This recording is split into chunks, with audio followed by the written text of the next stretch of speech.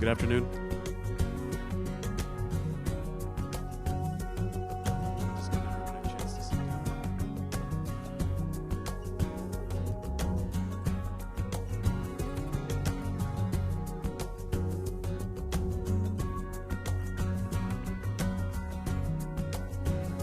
So good afternoon, everybody. Welcome also to those joining us online. We're going to start with a song from Tanzania that my father was playing when he passed. 1, 2, 3,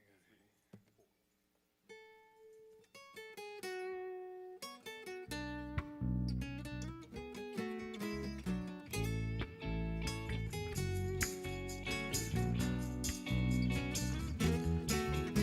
Malaika, nakupenda malaika. Malaika, nakupenda malaika. Nami nifanyeye kigana mwenzio. Nashindwa na mali sinawe, ningekuwa malaika. Nashindwa la mali sinawe, ningekuwa malaika.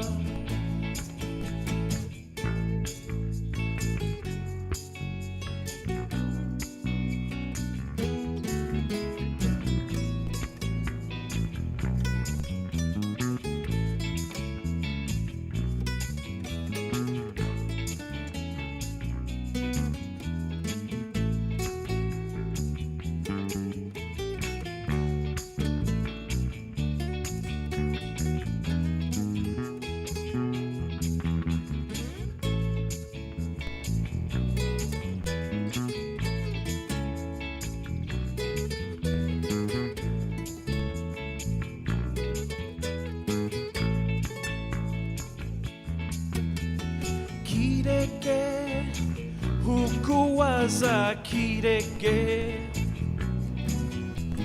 Kidege, hukuwaza kidege. Nami nifanyeye kijana mwenzio.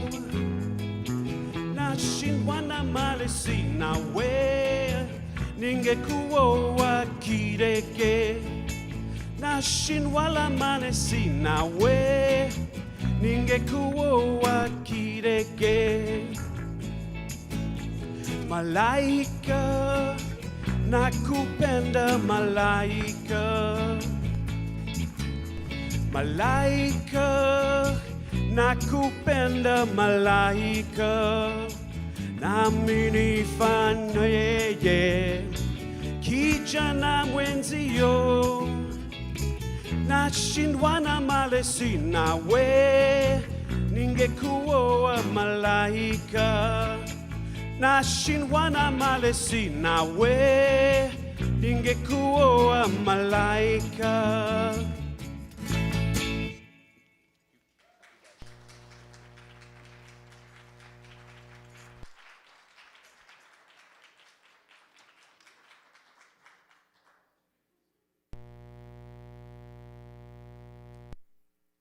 Welcome everyone to this celebration of the life of John Loxley.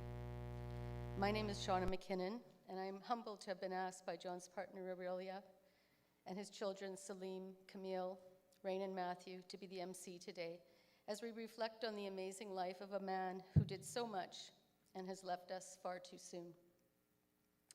The pandemic has made it difficult to gather physically in the way we would want and as John would have preferred.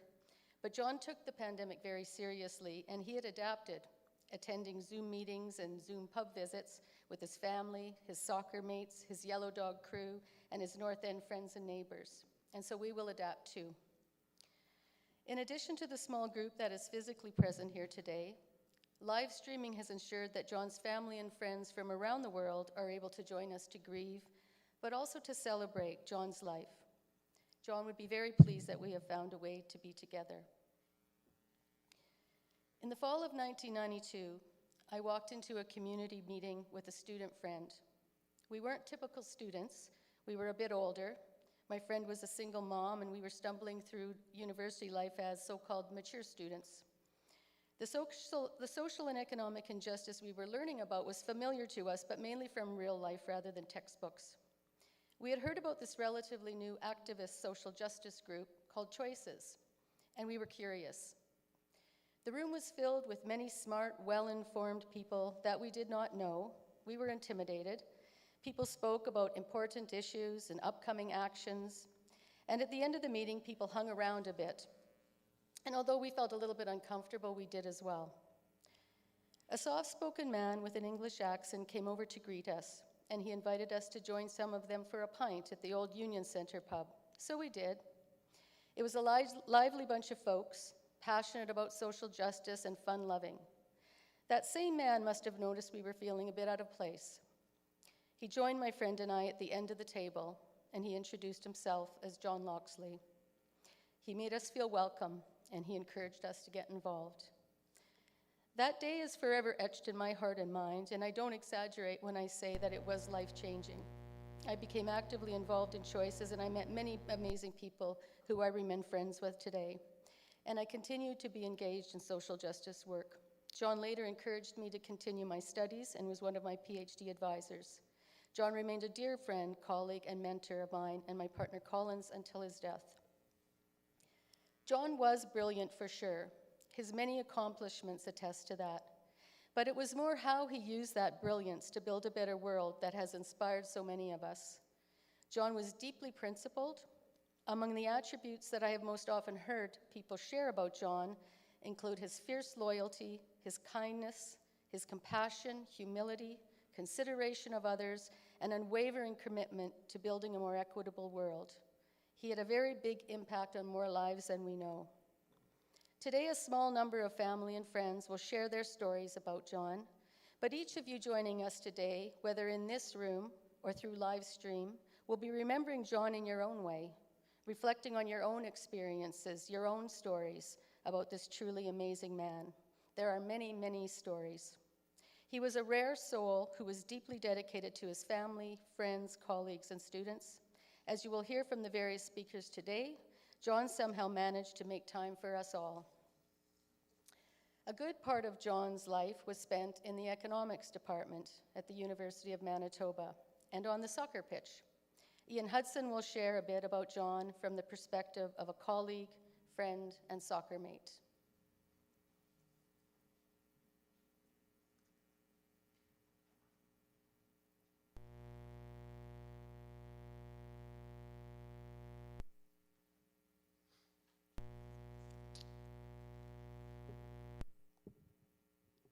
Thanks very much, Shauna. So, despite all the visual evidence in front of you, I'm wearing a lot of hats up here, just like Shauna said.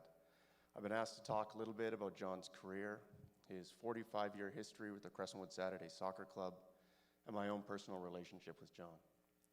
As a result of trying to squeeze all that in, this is going to end up a little bit like a movie montage in which a whole relationship of young love is boiled down into a 30-second clip featuring hand-holding and picnic strolls. Like any movie montage, that's going to leave out a lot of things. So just keep in mind that after my brief speech here, you multiply that by about 1 billion, you've more or less got John Loxley. So, as Sean has mentioned in his career, John was really a brilliant academic. He was an internationally renowned and honored scholar. He cut his teeth in his early days as an expert on monetary policy in the newly independent African nations, transforming their economic structures in a post-colonial world.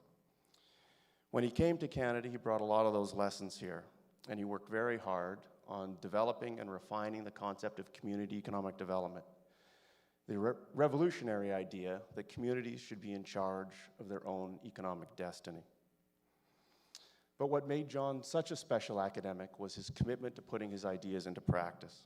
He really did actually walk the talk.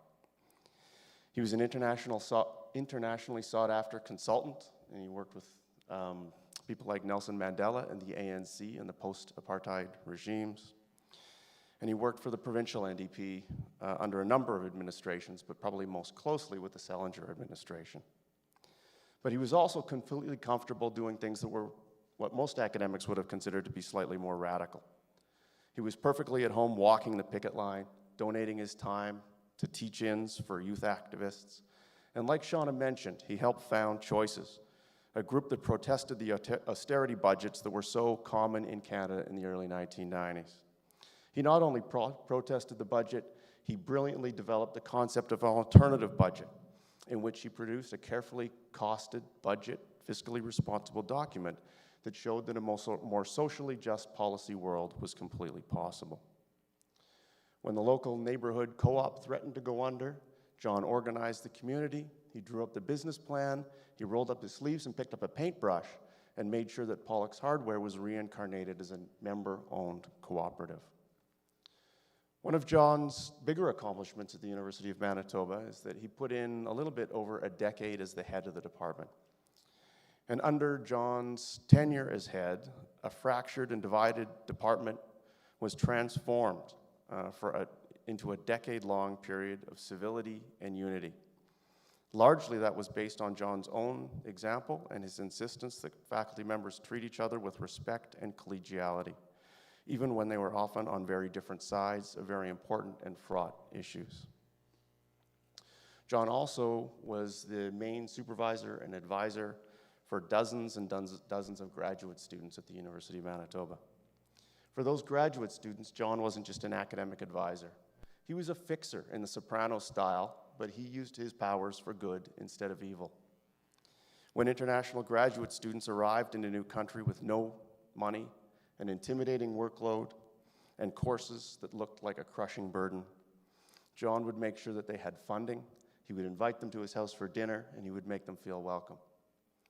When one graduate student showed up in John's office, absolutely understandably panicked because they were faced with a $3,000 dental bill for their infant child, John got that student signed up for the free University of Manitoba student dental plan, taking what seemed to be a crushing load off their shoulders.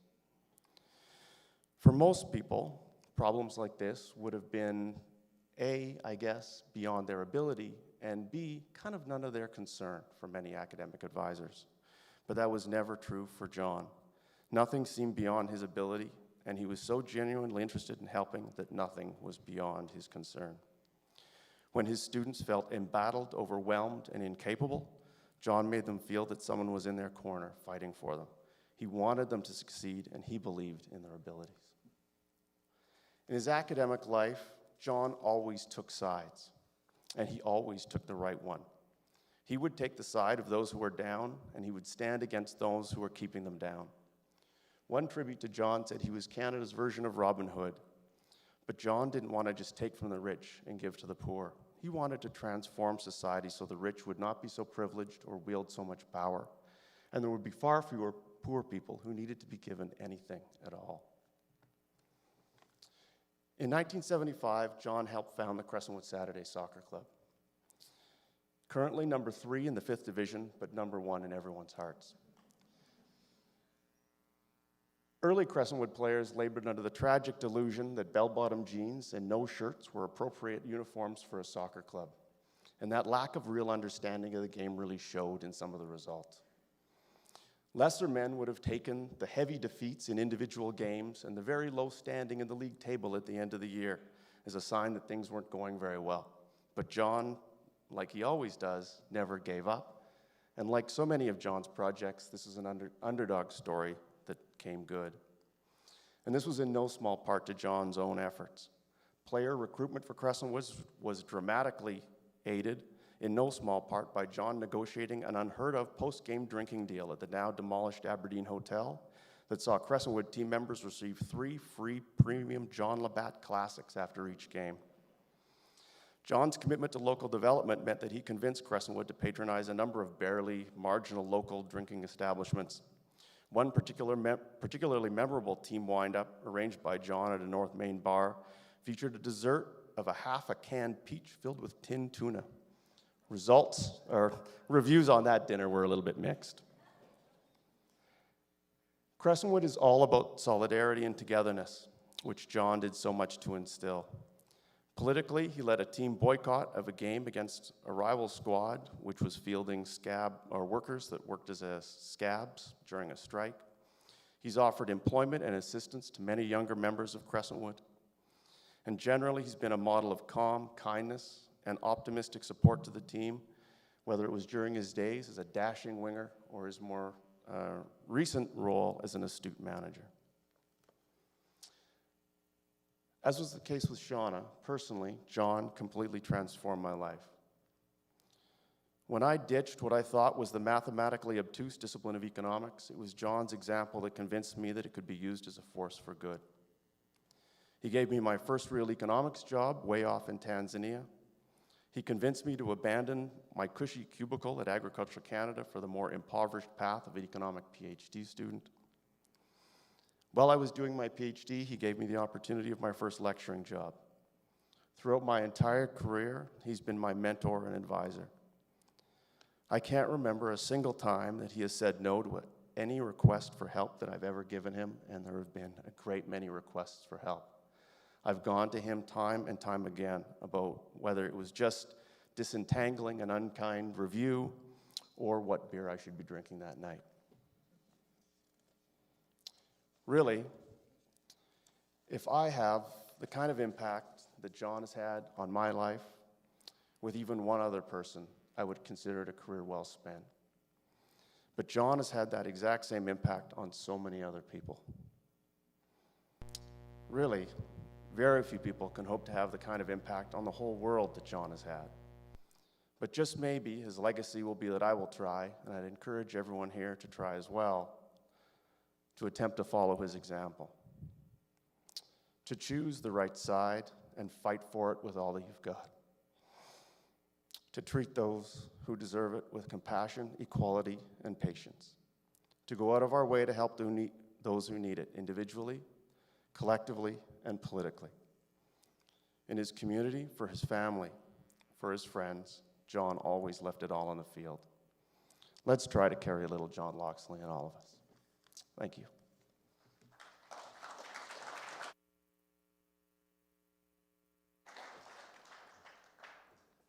Thanks, Ian. From what we know about John, it's not surprising that Nicole Rachat, who met John in the early 80s, would learn they had years earlier crossed paths on a picket line. Some 6 years later, Nicole would formally meet John when Nicole and a group of disability rights activists approached him to join them in gaining control of the board of what was then called the Society for Crippled Children and Adults. And through their involvement on the board of this organization, renamed the Society for Manitobans with Disabilities, Nicole and her partner Jerry became fast friends with John and Aurelia. They have watched each other's children grow and have remained close friends. Nicole will share her memories of her and Jerry's longtime friend. Thank you, Shauna.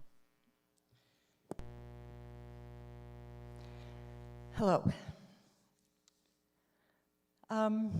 Sort of like Ian, it was a challenge to try and put everything I'd want to say in a short period of time, so I'll try to do my best. But before I start my remembrance of John, my goodbye to my friend, my supporter, advisor, my always encouraging, challenging, and loving beer-drinking, cognac-sipping, late-night reminiscing, laughing friend, I want to thank Aurelia, Salim, Camille, Raina, and Matthew for inviting me to share my memories, my love for John, with all of you.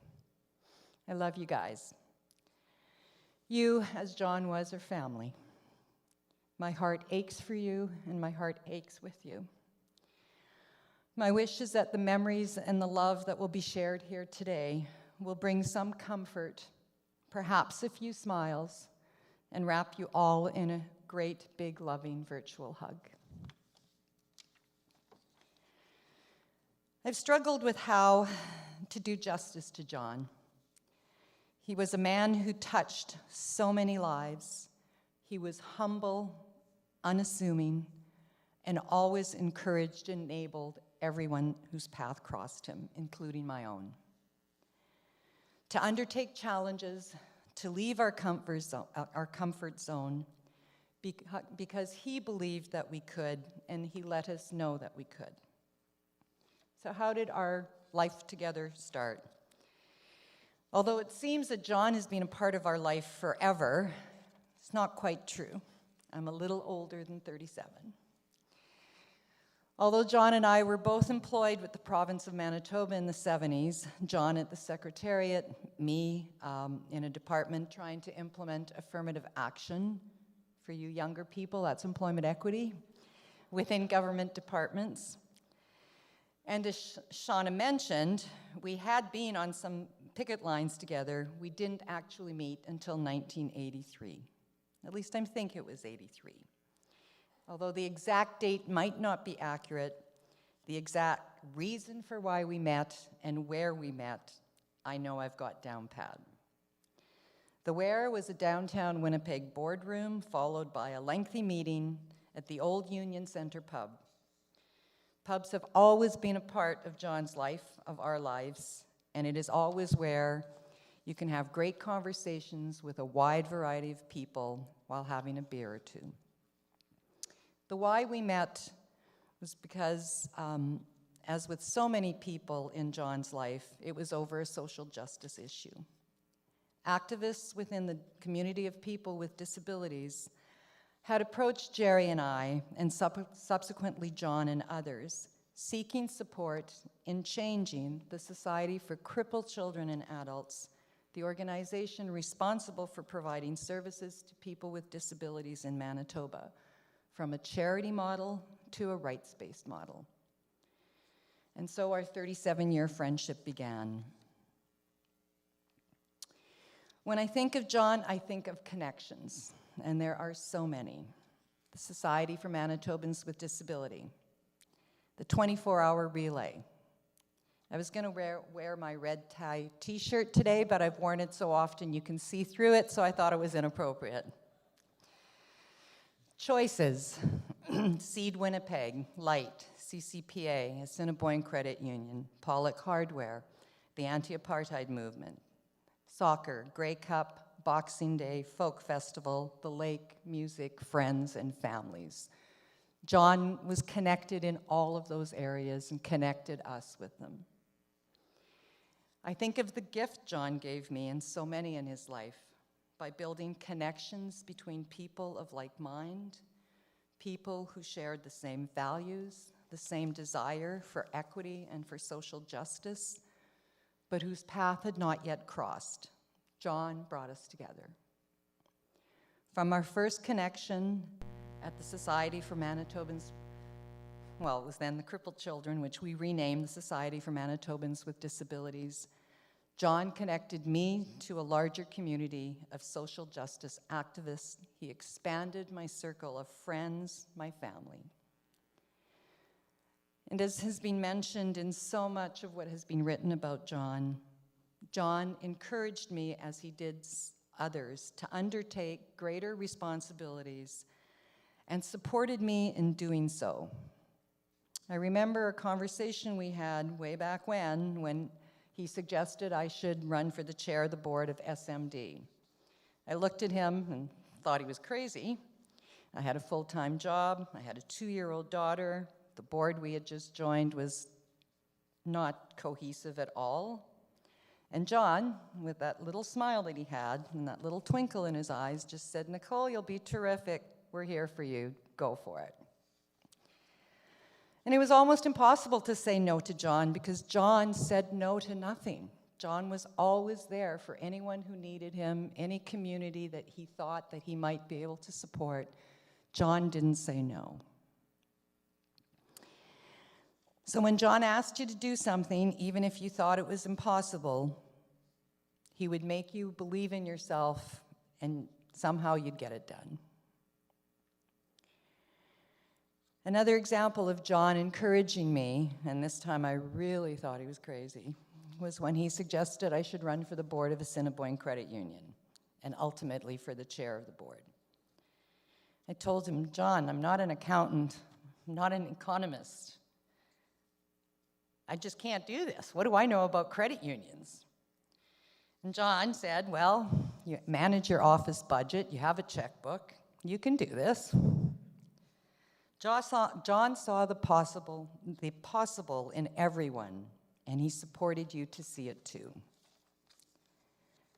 And he loved bringing people together, be it the young soccer players from his soccer group to help us older folks run in the 24-hour relay and keep the team on the field for 24 hours, or at the AGM of Assiniboine Credit Union to help elect a board to guide the credit union back to its cooperative roots, or Pollock Hardware Co-op.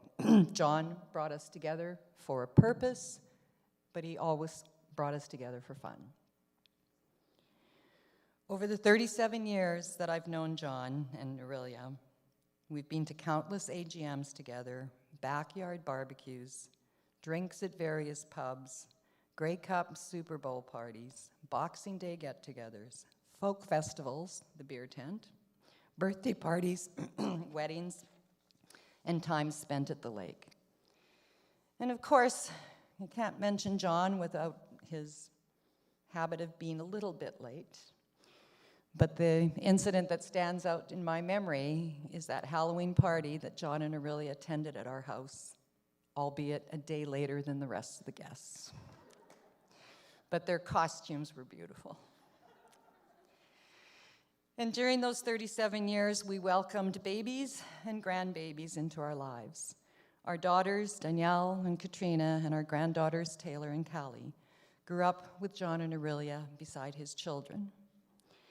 Those days spent at the lake that we spent together at the lake hold so many memories. Hiking, canoeing, blueberry picking, crossword puzzles, charades, music, endless conversations, and of course, Inga's garden, her hummingbird feeders, Ben's jerk chicken, and that boat motor that was always iffy. John was never a fan of the boat, but whenever anyone asked to take him out on him, he was there, even though he hated that motor. Family was so important to John. I did not get to meet all of John's brothers and sisters and his many nieces and nephews back in England, but I felt like I knew you a little bit because John always talked about you. He loved his family. I remember how happy John was when his mom came to visit in 1994, got to meet some of his friends and hang out with us at the folk festival.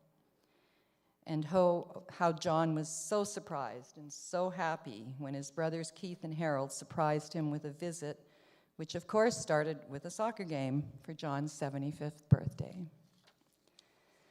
Celine, Camille, Raina, and Matthew, your dad loved you unconditionally. He was so proud of you. He always wanted to be there for you. And even in those rare occasions when you drove him a little crazy and to the ends of frustration, he always had your back. And Peter, John loved his little grandson. He loved spending time with you and talking about you, and he loved being your grandpa. And Aurelia, what can I say? John loved you. He had a wide circle of friends here and everywhere, but you were the heart of his home. John, although you left us far too soon, you and the contribution you made near and far live on in all of us. In closing, when I think of John, I'm reminded of a song by a folk festival singer, a folk singer out of Australia by the name of Judy Small. The song is called One Voice in the Crowd. John was often that one voice in the crowd that made us realize, in his humble way, that individually we may only be one brick in the wall, one drop in the ocean, but together we can swell the tide for change. Thank you, John, for being my friend. Aurelia, Salim, Camille, Raina, Matthew, your extended family, thank you for sharing John with us, for being part of our family. We love you. Thank you.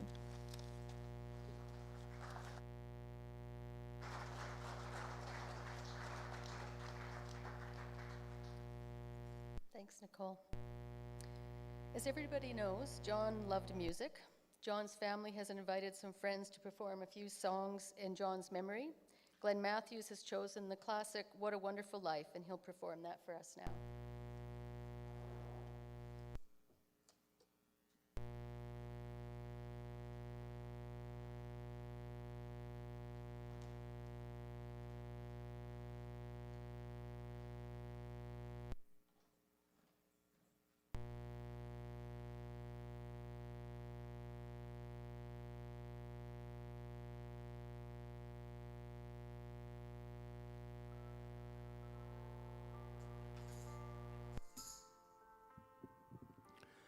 I see trees of green, red roses too. I see them bloom for me and you. And I think to myself, what a wonderful world.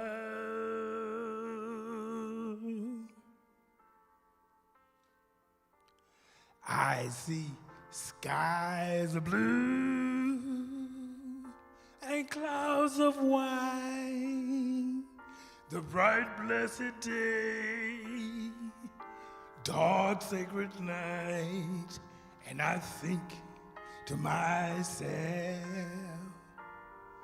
what a wonderful world.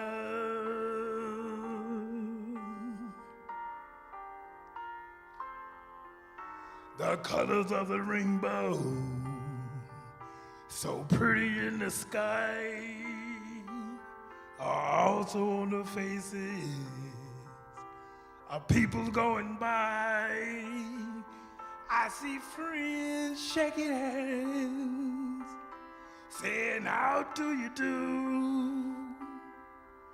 They're really saying, I love you. I see babies crying, I watch them grow. They learn much more than I'll ever know. And I think to myself, what a wonderful world.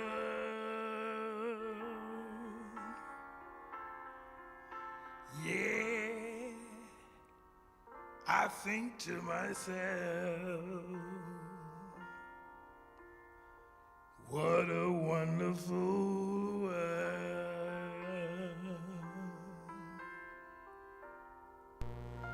Oh, yeah.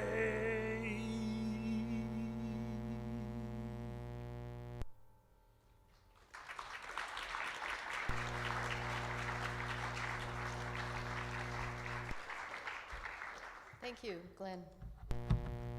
John's commitment to Indigenous rights dates back to his groundbreaking work on the Great Northern Plan in the 1970s.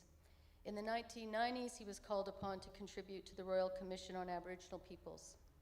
He's since continued his work with Indigenous groups through a variety of projects. An economist and renowned scholar, John always respected different disciplines and forms of knowledge. This was demonstrated by his commitment to leading the Manitoba Research Alliance, a community-led interdisciplinary research consortium, through 4 unprecedented multi-year social science humanities research council grants. The latest successful application was announced just a few months before his passing, which will allow us to continue this important work in his name. But I don't think I am wrong when I say that John's most gratifying work in recent years was his work with the First Nations Child and Family Caring Society, working in the background to support the fight for more equitable funding for First Nation children. John had an immense respect for Cindy Blackstock, who has been the tireless leader in the fight for Indigenous kids. We welcome Cindy to share with us her memories of John and his contributions.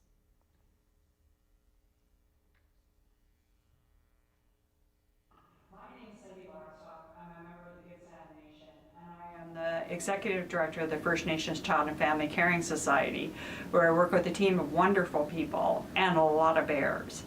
I first met John Loxley about 17 years ago. We were looking for an economist to cost out the dramatic inequalities faced by First Nations kids. We didn't know who we could reach out to. but a wonderful man named Fred Ween introduced us to John. And this is his report. I remember one night working late into the evening, and I was wondering how John knew so much, how he did so much. And then finally, I learned his secret. I asked him how he was getting along on the inflation calculations. He held the phone away from him. And then I heard this, "Raina, how are the inflation calculations coming?" And then his secret was out. Not only was he a brilliant mind, but he was raising brilliant kids with a compassionate heart too. So Spirit Bear and I are here at the Human Rights Museum, just across the road from the Canadian Human Rights Tribunal, where John Loxley was an expert witness. When the government of Canada challenged him on his calculations with the Wande report, they found out their expert, KPMG, came within 0.012% of John's calculations. So we filed the KPMG report on the side of the kids. Just another example of how John's academic brilliance was contributing to human rights. We're here by the Royal Society of Canada, where in 2005, John Loxley was admitted as a fellow. I didn't even know what the Royal Society was when he was admitted. I just knew it was a super big deal. And when I looked into it, sure enough, it was another example of his peers recognizing his great work. So we're here at the British Embassy. And of course, the British Embassy was involved in a lot of colonial activity in Canada. But one of their greatest exports was John Loxley, who used his economic knowledge, his fairness, his sense of compassion to decolonize Canada. So for that, we're thankful. And to all of his family in the UK, thank you for raising such an extraordinary man. I knew that discrimination against people, breaking treaties, breaking your promises, really wasn't the Canadian way. And so he stood up for what was best about human dignity. And he wasn't afraid to challenge Canada to do better when it knew better. Now we're here in front of the building of the Australian Embassy, and we know that one of John's daughters is living in that great country along with the Aboriginal and Torres Strait Islander people. So we just wanted to acknowledge you and send our love to you, and we can't wait till one day when Spirit Bear and I can meet you in person. So we're outside of the Institute of Fiscal Studies and Democracy at the University of Ottawa. And this is where John did one of his last contributions in partnership with his beautiful daughter, Raina. And that was to calculate the remoteness factors for First Nations Child and Family Services, the funding formula that could remedy the inequalities going forward. And we're just so grateful to his beautiful wife, to all of his children and his friends and family for sharing so generously of this man. And there's something special that the IFSD people have to say about John, so let's go inside. Hello, I'm Helena Gaspard from the Institute of Fiscal Studies and Democracy at the University of Ottawa. And along with my colleagues Kevin Page and Sahir Khan, we've had the pleasure of working with John and Raina in the last few years on a host of First Nations Child and Family Services related questions. The first time I met John was actually in Winnipeg, and I was struck by how generous he was with his time and with his knowledge. And for me in particular, I was so surprised to see a person who had such a vast international career that, spanned development politics and fiscal questions. To see someone like that come back and really use everything he had to serve First Nations children. And that really stuck with me.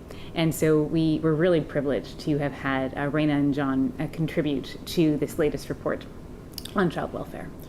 Given John's contribution to the field, and in particular to First Nations children, we thought it'd be a fitting tribute to his career to dedicate this report on future funding models for First Nations Child and Family Services in his name.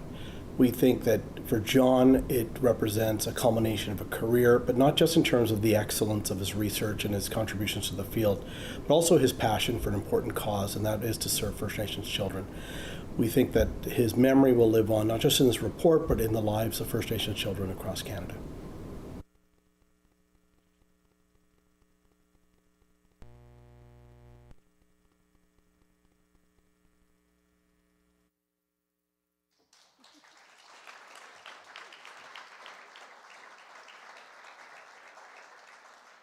That was great. I can't really tell because of the masks, but I think there were a lot of smiles in the room, and that was when we got to watch Spirit Bear. John used his talents for the greater good, both inside and out of government, as we can see. He came to Manitoba in the 70s to work for the Manitoba government, and he was later an advisor to subsequent NDP governments.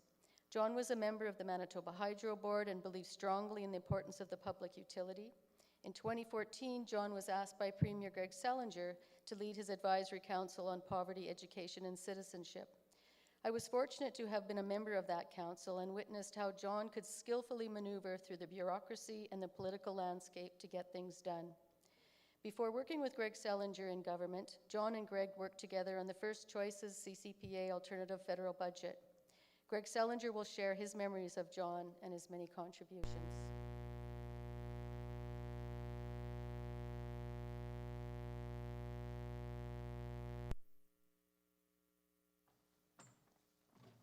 Thanks, Shauna. It's an honor to be here today with all of you. And I would just want to start by saying to John's family, Aurelia, Salim, Camille, Reina, Matthew, Ziba, brothers and sisters, their partners, and his and their close friends, I could only imagine the sense of loss given how so many of us are feeling the absence of John's presence in everything we do. Aurelia asked me to witness John's contributions to government during our time in provincial office, and to keep it under 5 minutes. And reflecting on that contribution, I couldn't help but think about the last time I chatted with John. I had just been to Pollock's Hardware for supplies and thought of giving John a call, which I did. He said he was missing the human connections he so enjoyed as he was being careful about his health risks. He was pleased that Pollock's was doing well during the pandemic. And as I thought about today, his leadership in working with others to save the store seemed to me an example of how he contributed to government policy. John believed that government needed to support local communities and their initiatives as viable alternatives into what larger corporations destroy as they concentrate services in ever larger systems. Today that continues, that concentration, with ever larger systems that are now magnified by technology, and that is when we think of Amazon. It was a small role the government played by providing a cooperative development tax credit to co-op social enterprises so they could attract investment and reduce their financial risks. But it helped back up the enormous energy John, Reina, and his family and neighbors put into the store.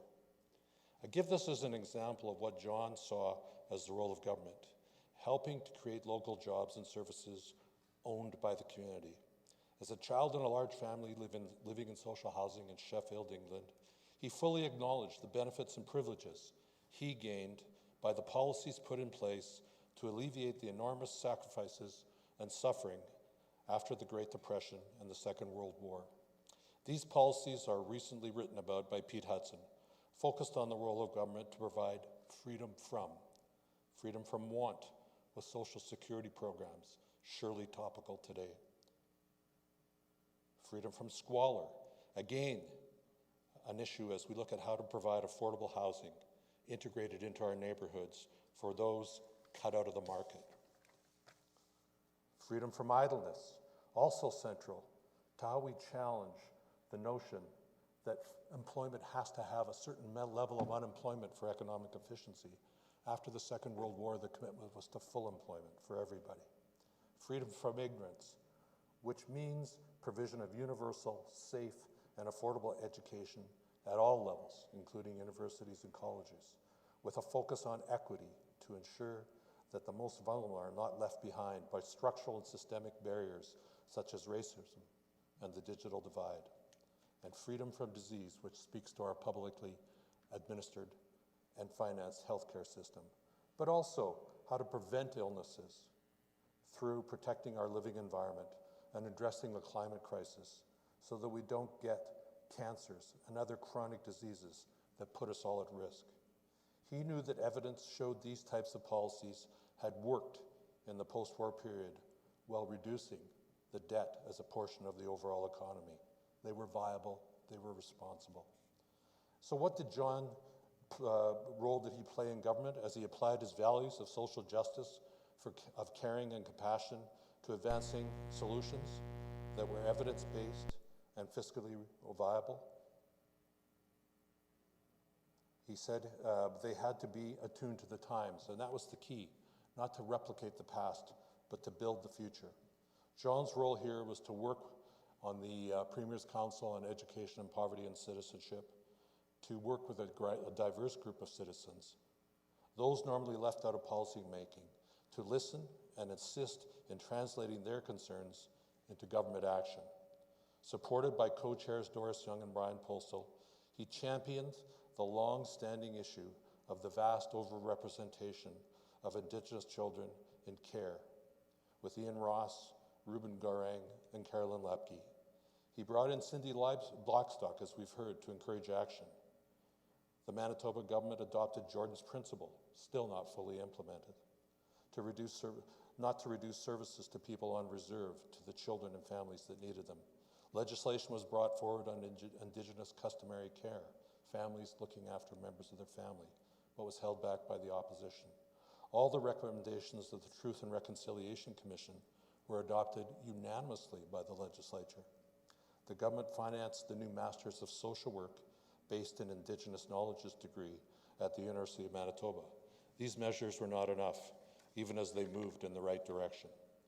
John brought the voices of the committee and the people that were on it into the heart of government, where the enormous credibility that he had influenced many, many recommendations to the Policy Committee of Cabinet. He did more as a Hydro board member, backing partnerships with Indigenous people, jobs, training, and reconciliation over hydro development, doing it in a new way. I even have an unconfirmed story that John played a role in supporting government to expand accessible indoor soccer facilities throughout Winnipeg. In particular, he backed a gigantic indoor facility that stands on Leela Avenue in North Winnipeg. So what about John the person? Tom Sims said it best. John practiced kindness in everything that he did. He did it quietly and often anonymously. He touched people's lives with acts of kindness that were a balm to their identities and their health. He practiced forgiveness for the mistakes that we all make.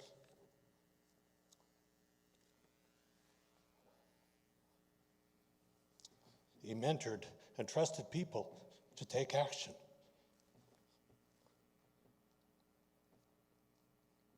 He committed to learning and teaching others about how to budget for a better future. And he believed everybody should participate. And in that, he was fully supported by Shirley Lord. And the thing that we have to remember is that when he engaged in action, we all were better. Because when we reached out to look after the vulnerable, we're all better off. So today, by appreciating how John acted with humility and courage, we take up the challenge to carry on his work, and that will make a better world today and tomorrow. Thank you.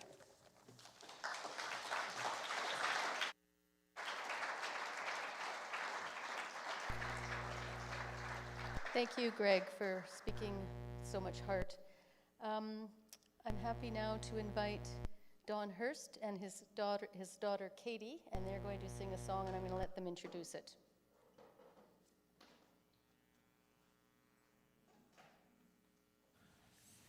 Hi, John. You know, John loved to have fun. I had lots of fun with John over the years, in addition to being a student and a longtime friend. And bear with me. He loved to sing, and he loved music, as you've heard some beautiful music this afternoon. And he loved Emmylou Harris's music. We're going to do a tune by Emmylou, written by a Canadian, Daniel Lanois, and you'll hear the lyrics. They're meaningful for John, and we're going to give it a go.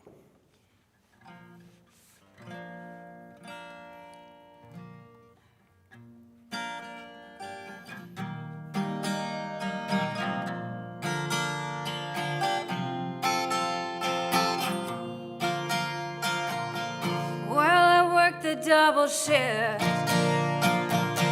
in a bookstore on St. Clair.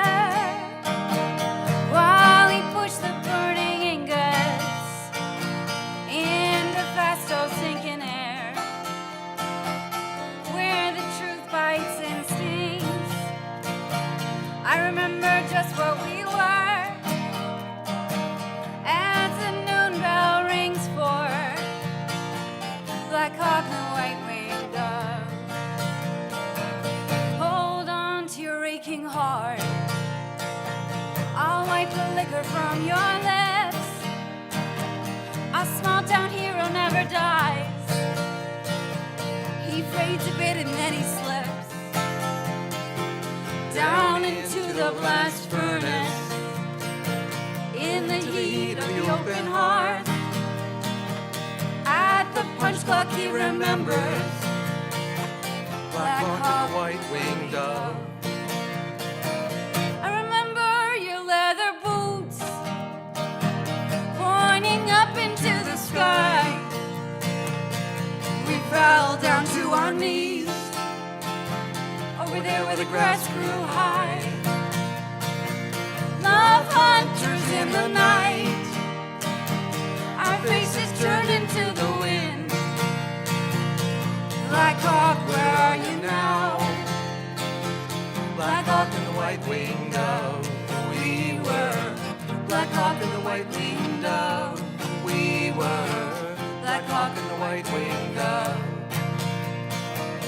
Do you still have the ring I gave you on the banks of Lake Black Bear, where I felt certain that I knew you, my cool and distant debonair? Now we drink at Liberty Station another cup of muscatel, wrapped in the strong arms of the Union, raising kids from raising hell. I remember your leather boots pointing up into the sky. We fell down to our knees over where the grass grew high. Love hunters in the night, our faces turn into the wind. Black Hawk, where are you now? Black Hawk with the white-winged dove. We were Black Hawk and the white-winged dove. We were Black Hawk and the white-winged dove. We were Black Hawk and the white-winged dove. We were Black Hawk and the white-winged dove.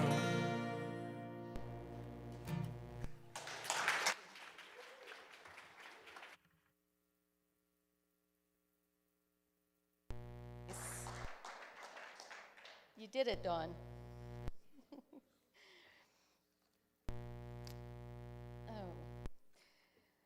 Love of Africa was in John's heart and life for over 5 decades. As a young graduate, he joined other progressives in Tanzania's early days of independence and Ujamaa policies. Later in the 1980s and 1990s, John's work on alternative structural adjustment programs helped several countries in their negotiations with the IMF. In the last 2 decades, he worked with the African Capacity Building Foundation and the African Economic Research Consortium.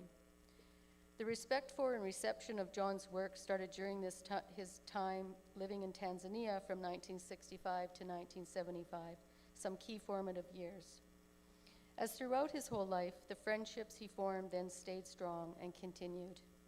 3 friends and colleagues who he first met in Tanzania, John Saul, Issa Sivji, and Peter Lawrence, offer some reflections. I'm privileged to be able to say a few words about John, my good friend since we first met in Tanzania in 1968. We had the same doctoral supervisor at Leeds, Walter Newlin, who, when I chose to do my field work in Tanzania, told me to contact John. We became good friends after my return to Leeds to write my thesis, and before I could get to chapter 2, John, now in the University of Dar es Salaam Economics Department, wrote to ask me to apply for a lectureship as they were trying to hire like-minded economists sympathetic to Nyereri's Ujamaa socialist vision. So thanks to John, I returned to Tanzania. These were exciting times in a country that attracted and shaped the lives of many academics and policymakers from around the world who wanted to support Tanzania's socialist development, and some who didn't. My memories of John during that time are of his support for junior colleagues, his interest in what people were doing, and his dedication to his students. But there were always the soccer matches in which John played with characteristic seriousness and enthusiasm, followed by a ritual visit to a nearby bar for a beer or three. We met up regularly when he visited his family in Sheffield or when I was in Canada. On one occasion, John suggested that I came with my family to Winnipeg to do a summer school at U of M in 1989. He and Aurelia found us a house and especially ensured that we experienced the festivals and, of course, the Blue Bombers. I particularly remember a long weekend at their Lakeside house with a plentiful supply of beer and Leonard Cohen. That was great fun and characteristic of John's enjoyment of life and ability to take a break from his heavy work schedule. I remember too John encouraging, if not instructing me to finish my thesis. 2 years later, I submitted it. He just had that ability to inspire people never to give up, as he himself never gave up in the struggle for a more equitable and humane society. We continue to meet up regularly, most notably at his 60th birthday celebrations, and when he in turn made a surprise appearance at my 70th, typical of the close, loyal and supportive friend he was to me as he was to many others. We will all sorely miss him. Thank you. I heard the devastating news of John's passing from a mutual friend, John Saul. It brought back all the fond memories when John was in Dar es Salaam. At the university where he taught, he was a quiet but very profound scholar. His writings on banking are still being used as reference points. As a matter of fact, I quoted them in the biography of Mwalimu Nyerere, which we just published. Then, when John was director of the Institute of Finance Management, he hired me to do part-time lectures on Marxist political economy to bankers. Some of those bankers became big shots in the banking sector. And when I meet them these days, they still remind me of that course. Later, when John was in the North-South Institute, he invited me to do a lecture tour of Canadian universities. Within 21 days, I visited as many universities. And my last stop was Winnipeg, where I stayed with Ziba and later John.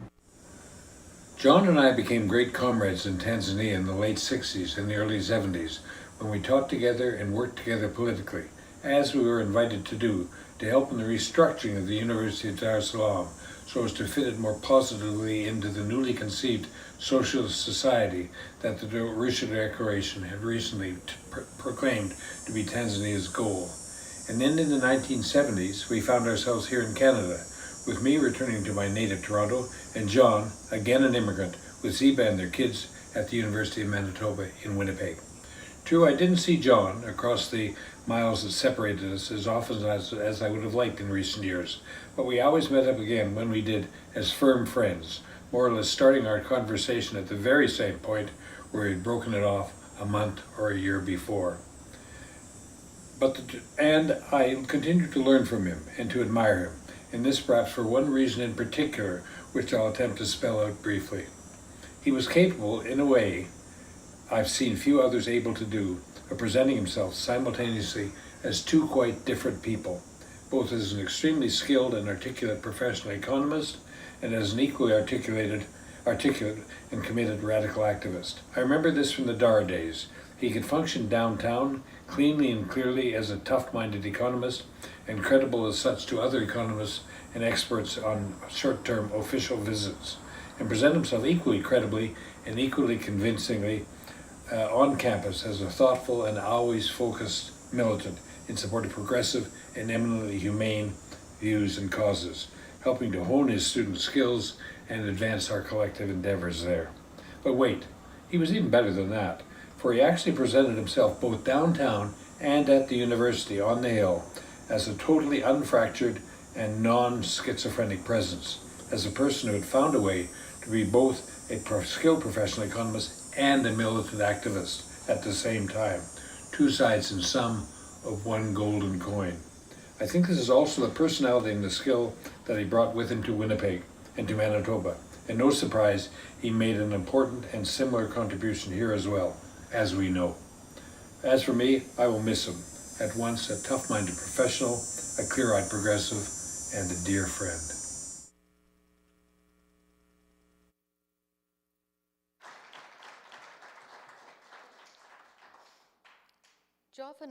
John often shared stories of his childhood and how his family and life experiences shaped his values, beliefs, and his unrelenting fight for workers' rights, robust social programs, and the fair redistribution of income and wealth. He spoke often and fondly of his family in England and visited at every opportunity.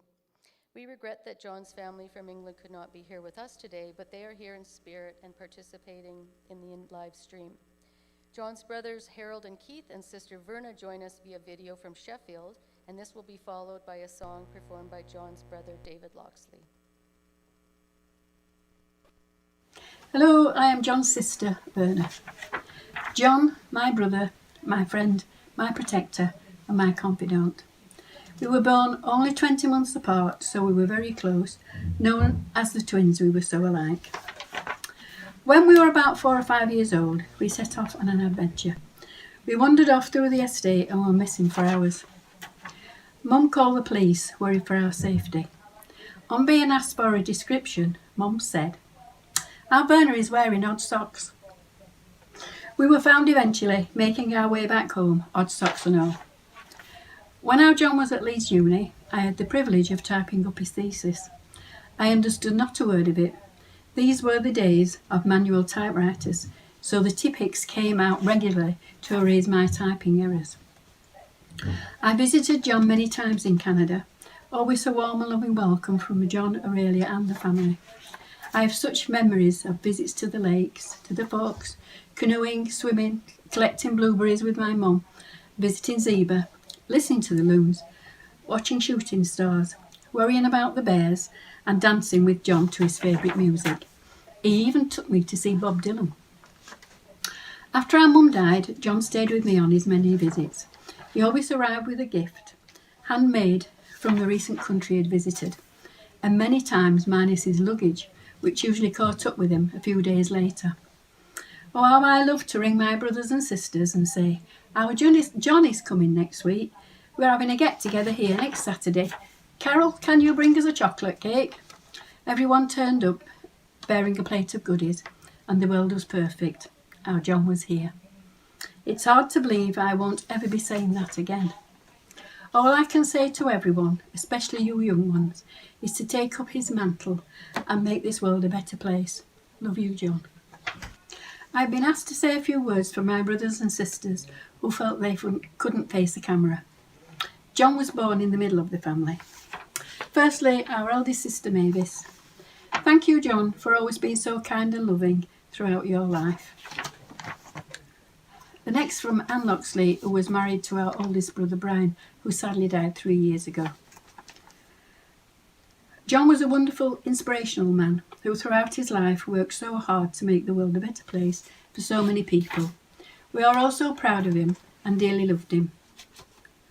From our sister Carol, the one with the delicious chocolate cakes, and her husband Stuart, we treasure the memories of our time with John in Canada, from blueberry pancakes to rodeos.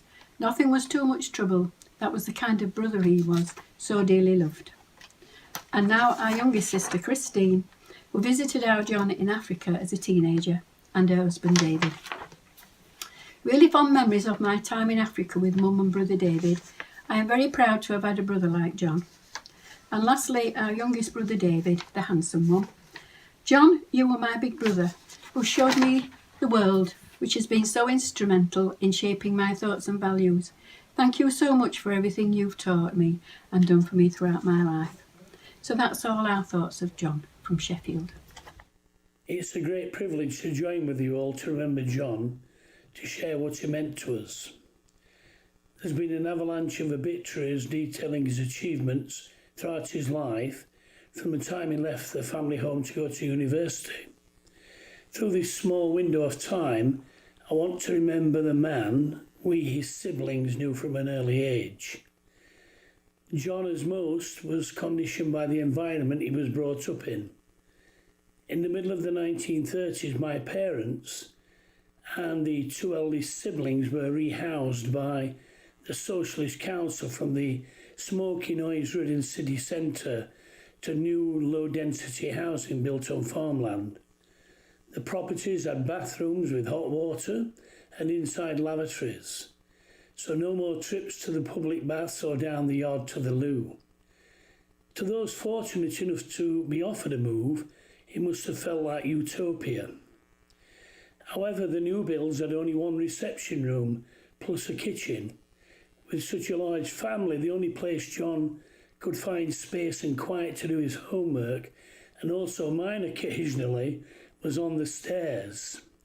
On passing his 11 plus, he was offered a scholarship to the elite King Edward VII Grammar School. It was a fee-paying establishment, primarily for the kids of the rich industrialists. Many of the staff merely tolerated the council estate boys. John learned early how unequal life was for the working class folks such as us. In spite of achieving high grades in his final exams, his leaving report was so bad that the London School of Economics wouldn't touch him. However, Professor Newlin offered him a place at Leeds University, saying, "John, no one can be as bad as your report suggests." He didn't disappoint, reading for his degree and leaving for East Africa at 20, to be awarded his PhD at 24. John never forgot his family in Sheffield, never missing an important family occasion and phoning home regularly. Poignantly, we spoke a few hours before he fell ill. Wherever he was, he would send for Mum, and she and most of his siblings, including myself, enjoyed holidays in Canada. I was indeed a guest player for his beloved Crescentwood soccer team. On growing up, we had little by way of material possessions, but were taught to respect others and never look down on those less fortunate, whilst not being cowed by those with privilege. John espoused those ideals all his life, and his supreme empathy for those less fortunate was there for all to see. His death has been a great shock for the Sheffield Loxleys, so how greater a shock it must have been for Aurelia and his beloved family. Our prayers and thoughts are with you all today as we remember John, a wonderful brother and a giant of a man. May he rest in peace. My brother John was 3 years older than me. My friends at school were very jealous of the fact that I had an older brother who could help me with my Latin homework. Even though he always had a lot of schoolwork to do himself, he was very patient and always found the time to help me if ever I needed it. There are many stories I could tell about our teenage years, our time as Boy Scouts or the football teams we played for. But perhaps my fondest memory of John was the time we spent together in the summer of 1963. He was 20 and had just finished his degree course at Leeds University. He came back home to Sheffield and got a holiday job working for a commercial cleaning and painting company. A few weeks later, I finished my A-level exams and was also looking for a holiday job. He put in a good word for me with his boss, and I became his new apprentice.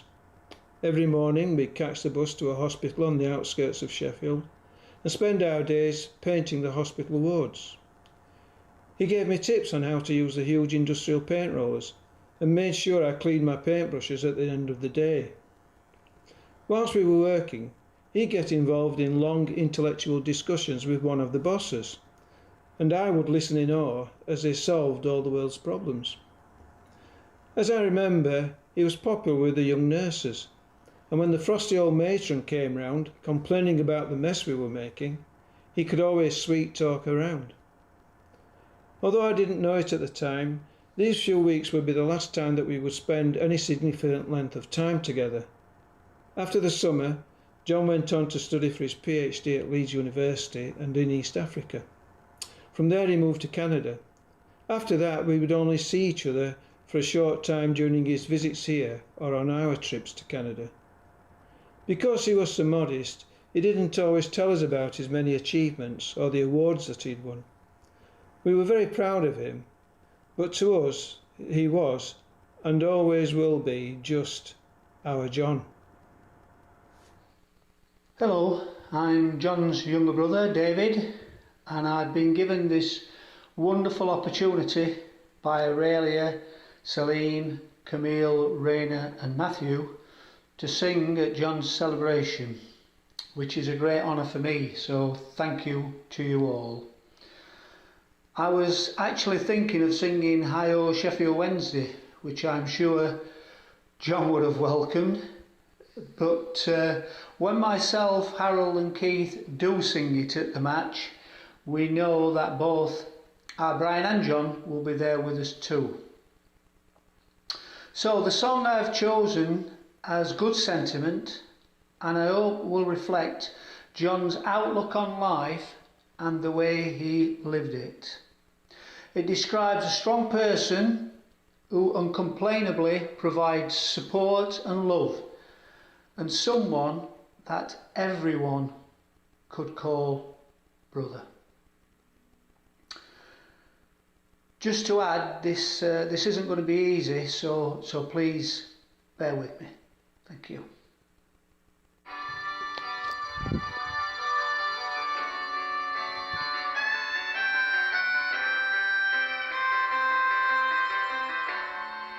The road is long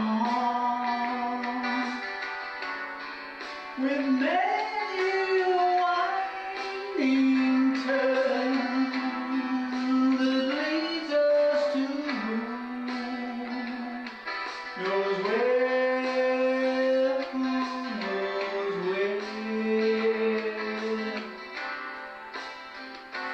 but I'm strong enough to carry you. He ain't heavy, he's my brother, so on we go. His welfare is my concern, no burden is he should bear, we'll get there. For I know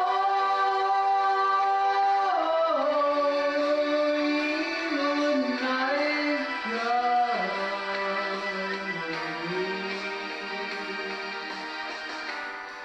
no, he ain't heavy, he's my brother.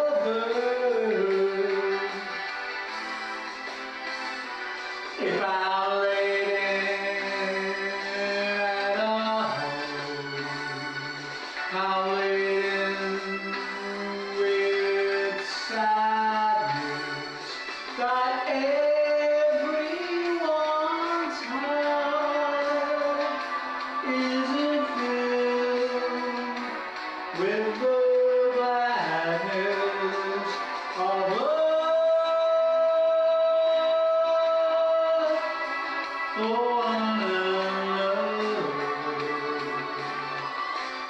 it's a long, long road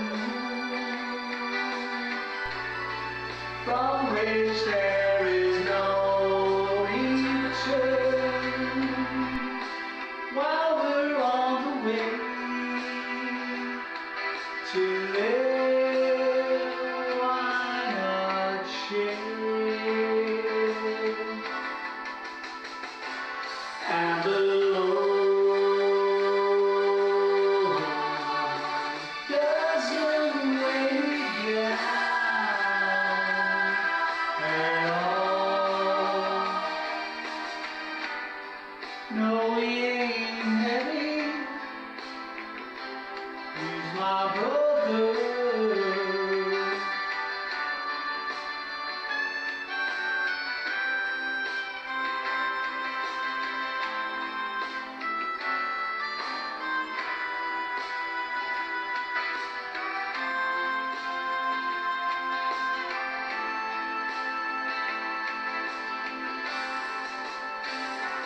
He's my brother.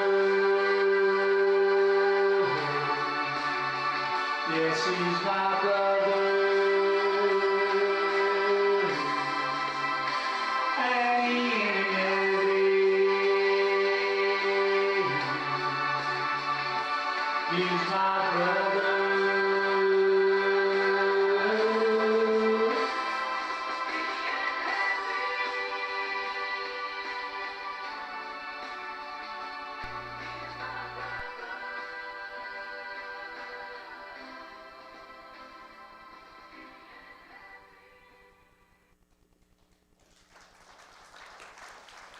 Hey, John.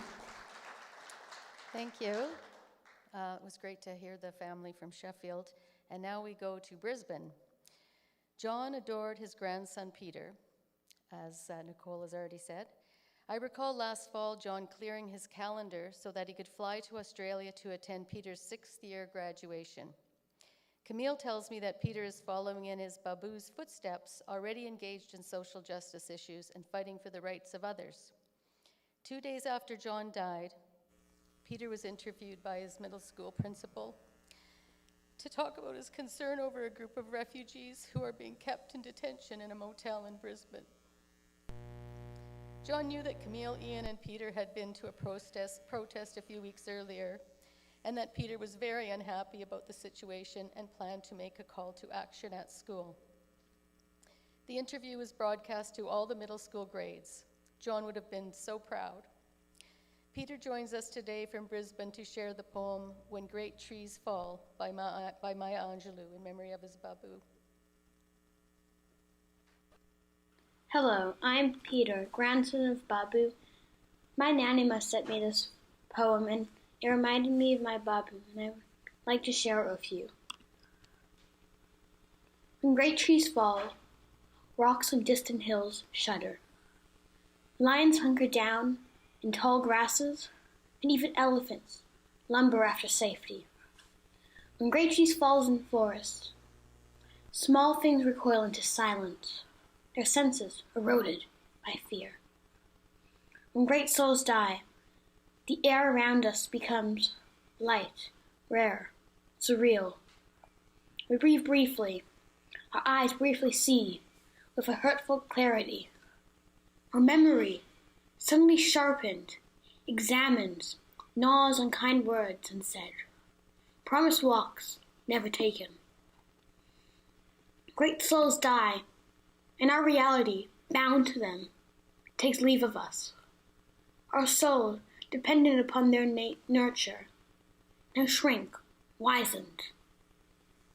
Our minds, formed and informed by their radiance, fall away. We are not so much maddened as reduced to the unutterable ignorance of dark, cold caves. And when great souls die, after a period, peace blooms, slowly and always irregularly. Space fills with a kind of soothing electric vibration. Our senses, restored, never to be the same, whisper to us, they existed. They existed. We can be and be better, for they existed. I love you, Babu, and I miss you.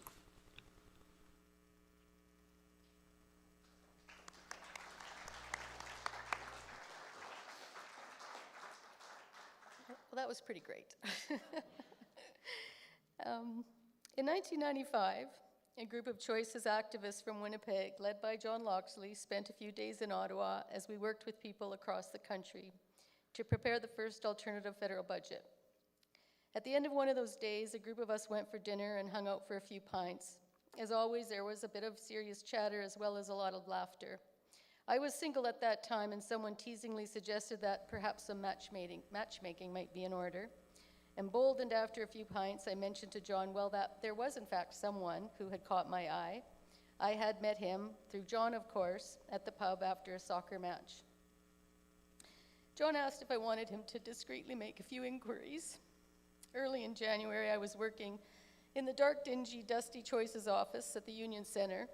Another mentor of mine, Shirley Lord, was likely there too. The phone rang and it was John. He said, "Shauna, I'm at the airport in Toronto waiting for my flight." I believe he was headed to England for a visit with family and then onward somewhere in Africa. "I forgot to tell you before I left that I talked to Colin and he is available and would like to get together. I didn't have your phone number, so I told him I would tell you to call him. So you need to call him."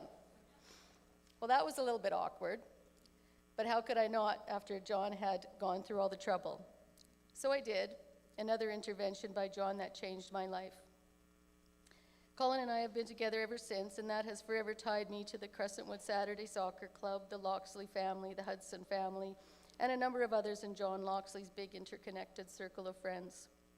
John and I love to share that story, and I apologize for those of you who've heard it many times before. I'm not really sure, but I think it might have been John's one and only matchmaking success, so perhaps that's why he liked the story. I liked it for other reasons, obviously.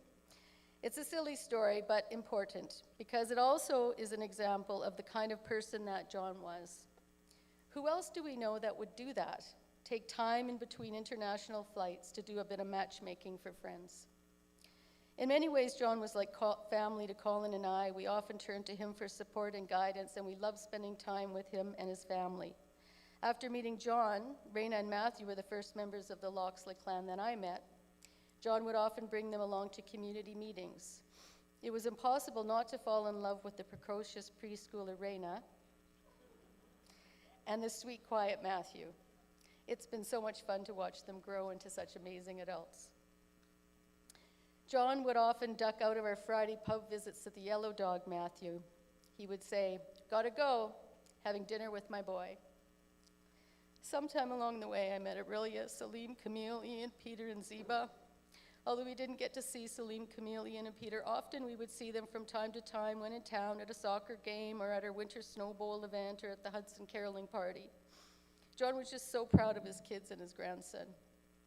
So as difficult as it's going to be for you all to narrow it down, John's children will now share with us some of their fondest memories of their father.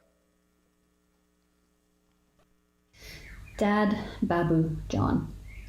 This is how my dad always signed anything he sent to me. You wouldn't be wrong to think he was having an identity crisis. But really, the signature illustrates the many faces of John that we all knew and loved. John was how Ian, my husband, knew him. They spent many visits discussing politics, economics, and all the fun stuff. Out together in a pub, they acted like two children in a candy store, amazed at all the varieties of beer and wanting to try them all. They usually did. Babu was what my son Peter called him. I think my dad always thought he was too young to be a grandfather. Every birthday saw him turning 38. Johnism. This was always surprising, as I myself never aged beyond 27. My dad was proud of Peter. He was interested in what he was studying at school, the music he was playing, and what kept his mind active. Peter was so happy and proud to have Babu here in December to take part in his Year 6 graduation celebration. But the side I will touch on is Dad. My dad. I didn't grow up living with my dad. I was a few blocks away with my mom, and this was something he always regretted. But almost every Sunday saw me at Bannerman with him cooking up some pork-related dish. I'd said once that I liked pork, and so he made pork for every dish. He then progressed to tasty yet always experimental veggie dishes as my dietary needs changed. At times he succeeded, others, He always loved trying to find things I could eat. My dad and I would drive to university together while I was doing my BA and Masters, and meet for coffee and licorice during the breaks, if they coincided. We would discuss our days and line up our ride home together. At short notice, my dad ensured that I was able to seize the opportunity to move to London to pursue my master's, and he came to visit Salim and I regularly while we were there. Once I left Winnipeg, upon my visits home, I would be affectionately referred to as the other one, another Johnism, just in case people confused me with Raina. He would always be at the airport to pick me up, and I always look forward to seeing him at the end of the escalator. My dad would regularly receive calls from me. In recent years, these would take place during my walks to work, with me describing an event at work I wanted to talk through, or struggling with some social injustice taking place in Australia, of which there are many. He would listen, say a few words, usually the right ones, then tell me he loved me. Easy. Although we were physically on opposite ends of the planet, he never seemed too far away. My dad and I didn't always see eye to eye. You could say some of our moral views didn't always align. I am more black and white, while he has many shades of gray. Despite a multitude of beer coasters at the Yellow Dog, we agreed to disagree. I actually think he liked that I challenged him on things and even got a kick out of it. As a family, we'd been having weekly Zoom calls with the COVID lockdown first started, and every weekend it was with much glee we would all participate in some crazy organized show planned by one of us. We shared much laughter during these calls. I'm just sorry we didn't have a last one. My dad has left a large hole in this family, one that will be very hard to fill. For the Loxley kids, he was the axis around which we all pivoted. He was our rock. But I know he has imparted in us beliefs, values, and strength that will get us through this. I love you, Dad.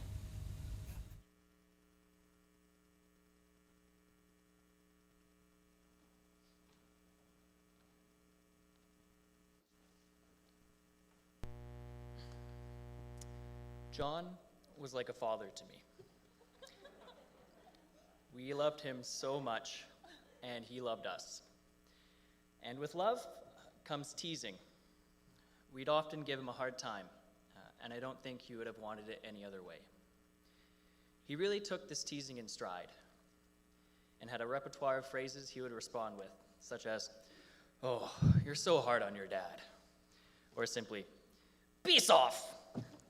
And in special occasions, "Oh, brother, take my advice, never have kids," which was always directed at either us, his kids, or someone in our company that already had kids and could commiserate in his pain.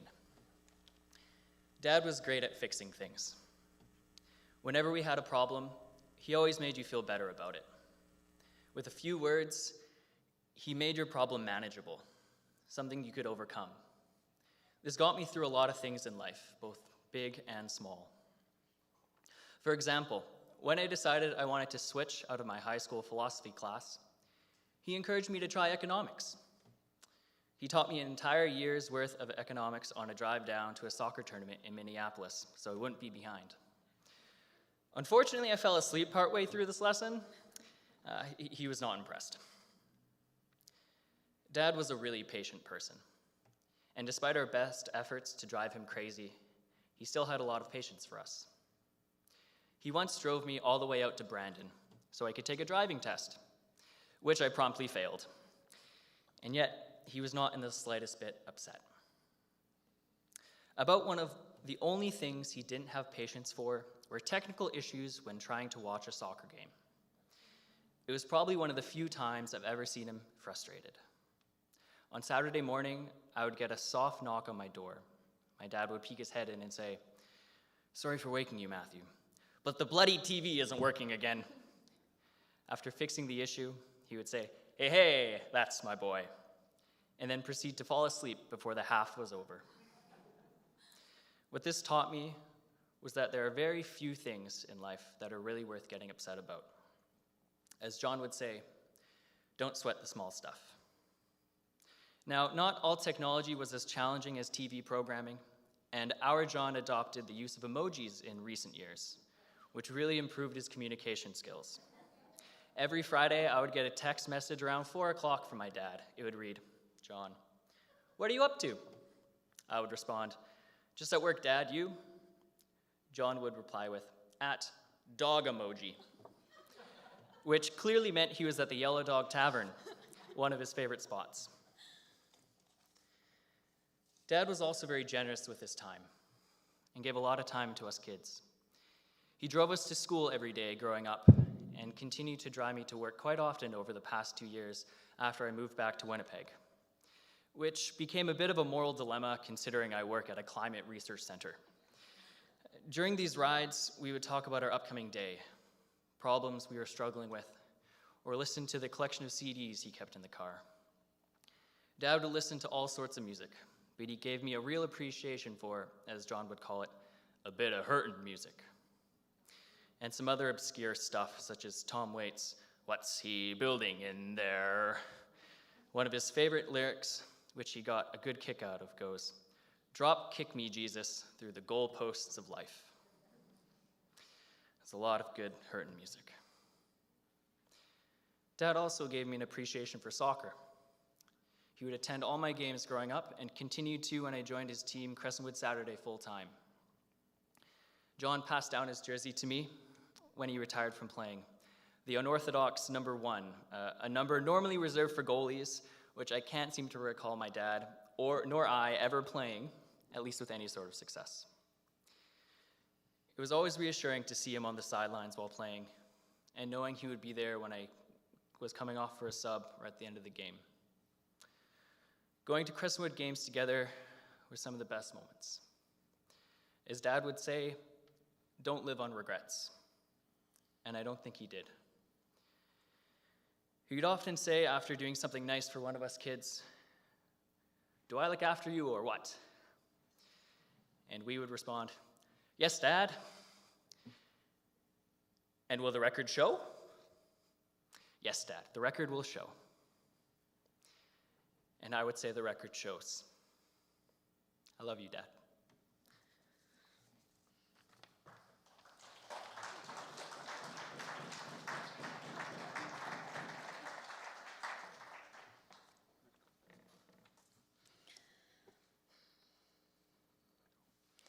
Hi, everyone. Thank you all for being here. For those of you who don't know me, I'm the other one, John's daughter, Raina. My dad was my best friend and has influenced almost everything I've done in life. It feels impossible to think of all the ways he's shaped us kids, but I'll try to share a few examples. Growing up, my dad coached my soccer team for many years. If you've heard me call him John in public before, that's why. He always claimed it was to be fair to the other players, but really, it was because he never replied to Dad on the field. Like all of us kids, my dad would drive me to soccer several times a week, picking up other players along the way. This gave us a lot of time to talk. For several weeks, as we drove to soccer together at about age 10, I thought I had solved all the world's problems. I convincingly told my dad that the world should just abolish money, because then nobody would struggle to have enough money. He patiently challenged me, asked me all the tough questions, making me defend my answers, articulate my points, and think things through. He could have probably told me that the barter system already existed, but instead, he let me work through that one on my own. Imagine my surprise in first-year economics. As with most dilemmas, he talked you through them, but let you come to your own conclusions. John taught us to think critically, respectfully defend our opinions, but also to shut up and listen sometimes. Looking back, it's moments like these where John passed on his love for learning. He was always keen to try something new, like a small engine repair course or trying to learn Ojibwe. A few years later, my provincial soccer coach asked John to be our team manager. Being a nationally qualified coach, I don't know that John realized this was not the English version of a team manager. John ended up collecting fees, washing laundry, and organizing jerseys for a full year. Not to mention spending 12 plus hours on Greyhound buses with 25 screaming 15-year-old girls. But he did it with much patience and very few complaints. No job was beneath him. And he did get to help coach, clearly the reason he had been asked. This was just one way that John showed up for anything and everything we needed, in big ways and in many, many small ways that now feel very big. Last fall, I worked on Leah Kazan's election campaign, and with about 12 hours' notice, we decided we needed to stuff over 2,000 envelopes to send out by the next morning. With such short notice, I called John. John persuaded my mom, Sue Hudson convinced Pete, and the four of them were joined by some other lifelong ND peers. They stuffed envelopes late into the evening while belting out union tunes. We tried not to take that as their threat to strike, them being so clearly overworked and underpaid. I worked on 2 election campaigns last year. John taught me to show up for what I believe in and put in the work to make the changes I want to see happen, regardless of the task. He lived this through all the jobs he did and the visions he made happen. Starting a co-op at Pollux is no small example. I guess I inherited his love of co-ops too.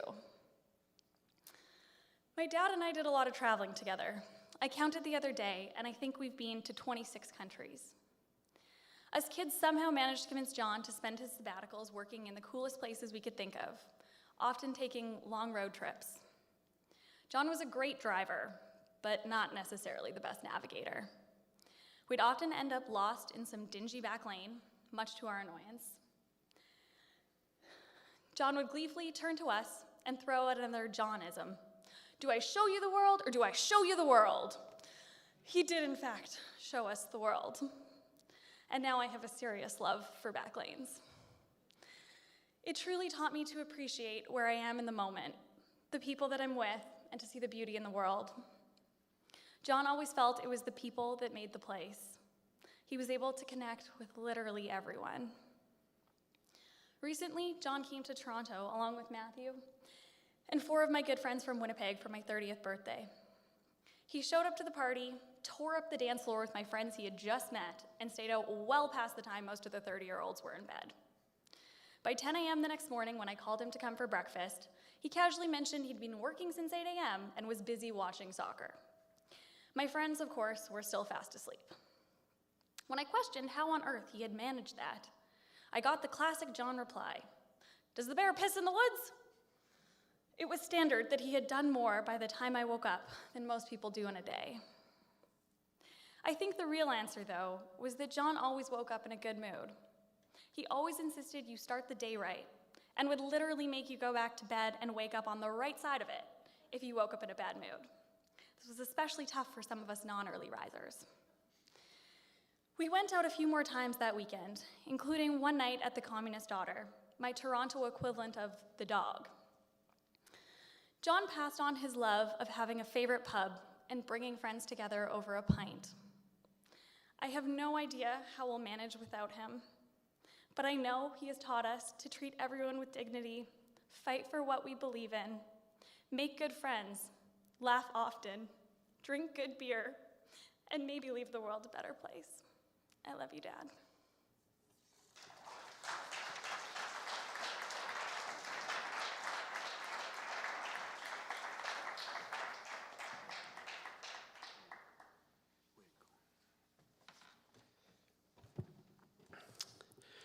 Hello again. So by now I'm sure you're all wondering the same thing. What has this Loxley fellow ever done for us? Actually, I would like to start by thanking the members of the band who so graciously gave their time to help me honor my father at such short notice. So thank you to Paul Stewart, Darcy Goodmanson on guitar, Danny Stevens on bass, and our dear family friend Glenn Matthews on percussion. Give them a round of applause. I do want to remind everybody also, this is a celebration, so lighten up. I'd also like to say a huge thank you to my whole family, to Catherine, Matthew's partner, and to Joe Wassalisalis for making my arrival in Winnipeg so easy. Thank you also for dialing me into Dad's hospital room so I could be there even though I was in quarantine. You also made it possible for Camille, Ian, Peter, and my partner Jamie to be there from Australia and Switzerland. I never once felt I wasn't in the room with Dad and with all of you. That's incredibly important to me, so thank you very much. When Dad passed, our family was overwhelmed by the many tributes that came from colleagues and friends. I'd like to thank everybody for your beautiful words, for the words you wrote about my father. They helped all of us at a time when we needed it the most. Thanks also for making my job so damn hard, trying to write a speech when all the best lines and stories have already been used. The truth is, I woke up today and I asked my father what he'd want me to say to all of you. And what came back, again, was thank you. Thank you, first, to his large, loving family in Sheffield, to my granddad, John, who worked in the steel mills, to my Nan Elizabeth, for teaching my father about the importance of family and how to share everything you have, even when it's not a lot. To never forget where you're from, to visit family as often as you can, and to call home every week. My father would probably also want to thank those who fought to pass the UK Education Act of 1944, although I'm sure he chid them for not going far enough. Because of the Education Act, At the age of 11, my father was given the opportunity to take a placement test, which he passed, and which gave him and others like him the opportunity to make their way in the world. This opportunity gave my father an appreciation of how progressive policies, even piecemeal ones, can make a huge difference in the lives of people. It also landed him in a fancy grammar school where he learned how a working class kid can be treated by poncy folks who want him to know his place. That experience made him a fighter. My dad's upbringing and the opportunities he had gave him a very clear idea about what he wanted to do with his life. And we've heard all about this today. I know my father would also want to thank all of his friends and colleagues, those who worked with him, who played soccer with him, and who joined him in the pub. He'd also want to thank his students, many of whom became friends. And as he said in his speech last year, you've all been vital parts of his existence and the reason why he was so happy. I think we all know that if he were here, he'd be so embarrassed about the fuss being made about him that he'd probably slip out the door and head to the nearest pub. And that's why I'm going to leave it here. We'll meet you all tonight at the pub from 6 p.m. onward. Thank you very much.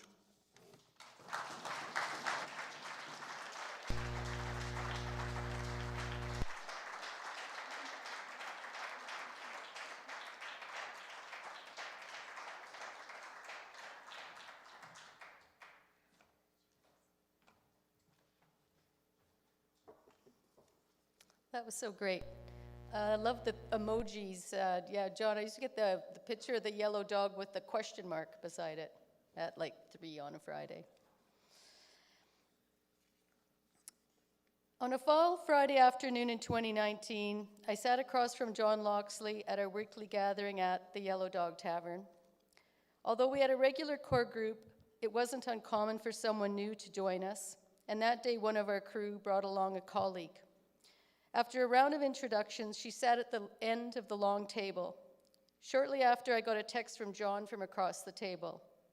"Shauna," he said, "the woman at the end of the table is not being included in the conversation. Can you go and talk to her?" I gave him the nod from across the table and moved on down to engage with her, just as John had done with me and my friend many, many years earlier. I'm sure John didn't give that much thought, as he did probably not give it much thought when he had done it with me in 1992. I didn't really give it much thought until recently either. It's just who John was. John has left us, as people have said, with so many gifts, from the smallest acts of kindness to showing us by his example that we should never give up on the fight for justice. He reminded us to remain loyal to our friends, family, and the colleagues who shared our progressive values, to be unwavering in our commitment to justice, and to get engaged in creating the world we want to see, and to always, always chat with the person at the end of the table who might be feeling left out. So, John, yes, we are sad, but we are strong, just like your legacy. You have inspired many, many tireless scholars and activists who will continue your work, but we will also promise to be sure to take the time to enjoy a bit of fun and friendship, and a pint or two while we are doing the work that needs doing. Before we end today, I'd like to invite Aurelia, John's partner, up to say some final words and to say a poem.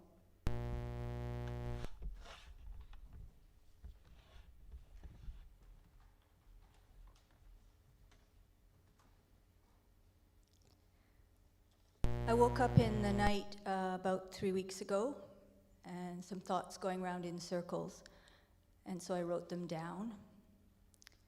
To John, from Aurelia. I will miss quiet mornings, late nights when all is done,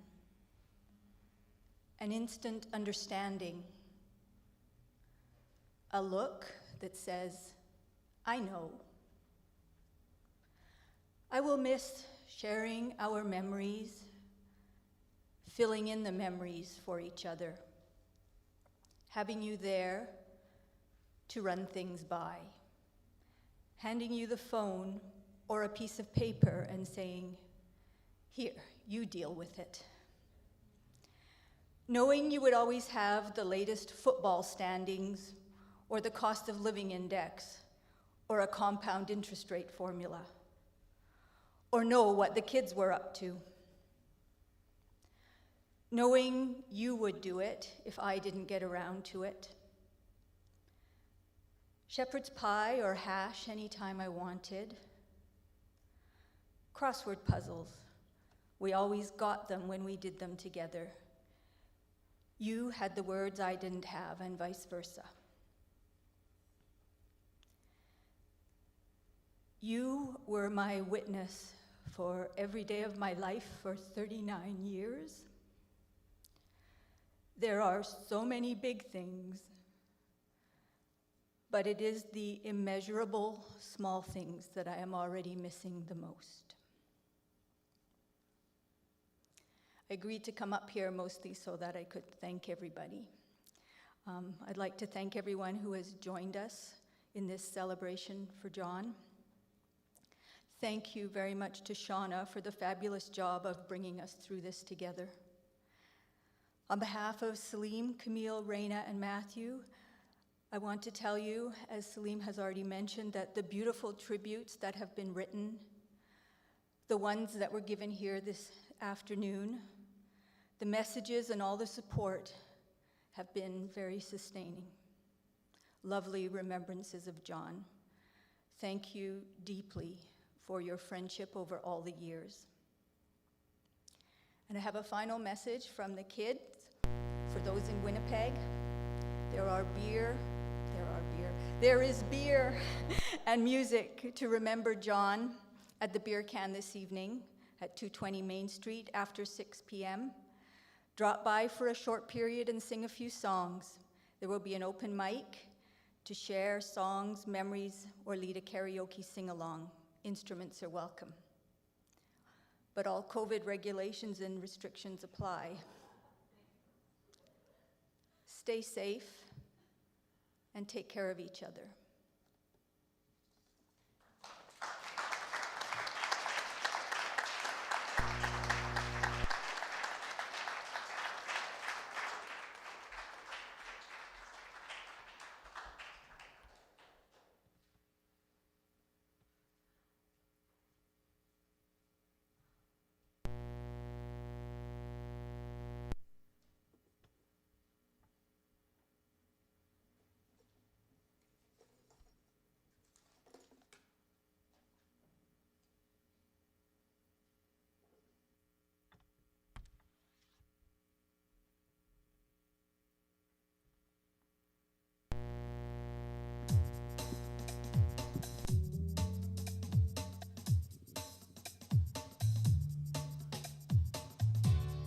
I can see clearly now the rain is gone. I can see all obstacles in my way. Gone are the dark clouds that made me blind. It's gonna be a bright, bright, sunshiny day. It's gonna be a bright, bright, sunshiny day. Oh yes, I can make it now. The pain is gone. All of the bad feelings have disappeared. Here is the rainbow I've been praying for. It's gonna be a bright, bright, sunshiny day. Look all around, nothing but blue sky. Look straight ahead, nothing but blue sky.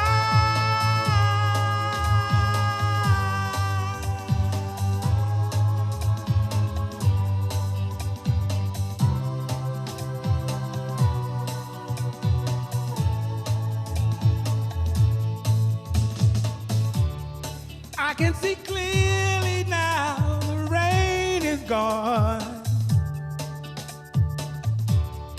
I can see all obstacles in my way.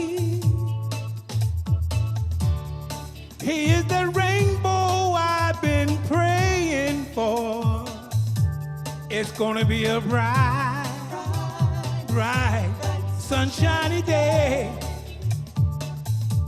It's gonna be a bright, bright, sunshiny day. It's gonna be a bright, bright, sunshiny day. It's gonna be a bright, bright, sunshiny day. It's gonna be a bright, bright, sunshiny day. It's gonna be bright, bright, sunshiny day. It's gonna be bright, bright, sunshiny day.